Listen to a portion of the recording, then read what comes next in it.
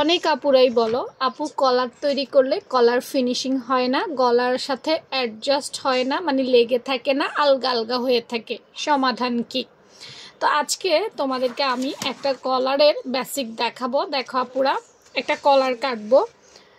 Measurement যদি তোমরা বলে দাও তাহলে হয়তো সেই হিসাবে আপু মেজারমেন্ট দিতে পারবো, কিন্তু যেহেতু কোনো মেজারমেন্ট কেউ আমাকে বলো নাই তাই মেজারমেন্ট দিতে পারছি না। কমেন্ট সেকশনে লিখে দিও। প্রথমেই চওড়াটা 2 থেকে 2.5 ইঞ্চি নিতে পারো। এখান থেকে এখানে 2 থেকে 2.5 ইঞ্চি নেওয়া ভালো। ছোটদের জন্য 2, বড়দের জন্য 2.5, এভাবেও নিতে পারো, কোনো অসুবিধা নাই।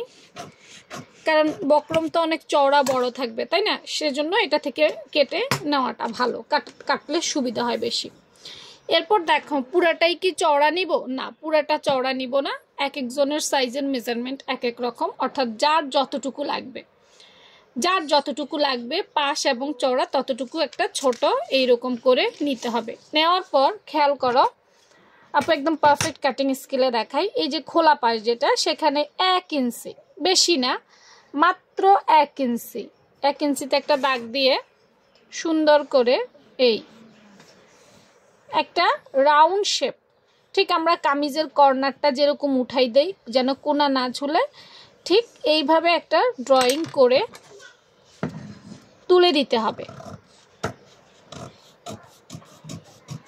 হালকা করে।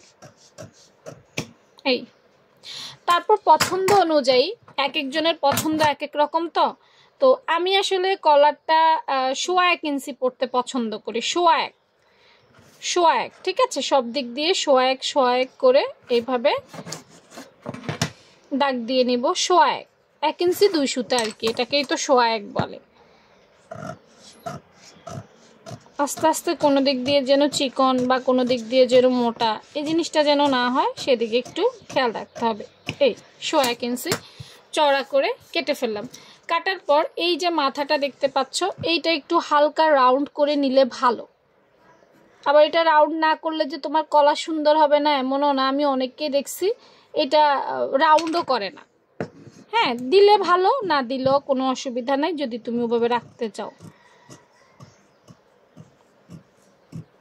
না, তো দেখো এবার আমি একটু দেখাই।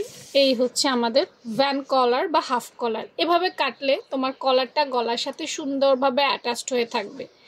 এখন এই হালকা বাঁকার কারণ কি আমি বলি। এই হালকা বাঁকার কারণ হচ্ছে আমাদের গলাটাও কিন্তু হালকা বাঁকা, আমরা হয়তো দেখতে পাই না। আমাদের গলাটাও হালকা বাঁকা, তাই শেপটাও হালকা বাঁকা দিতে হবে, তাহলেই গলার সাথে একদম সুন্দরভাবে অ্যাটাচড হবে। তো কেমন লেগেছে অবশ্যই জানাইও। ভালো থেকো, আল্লাহ হাফিজ।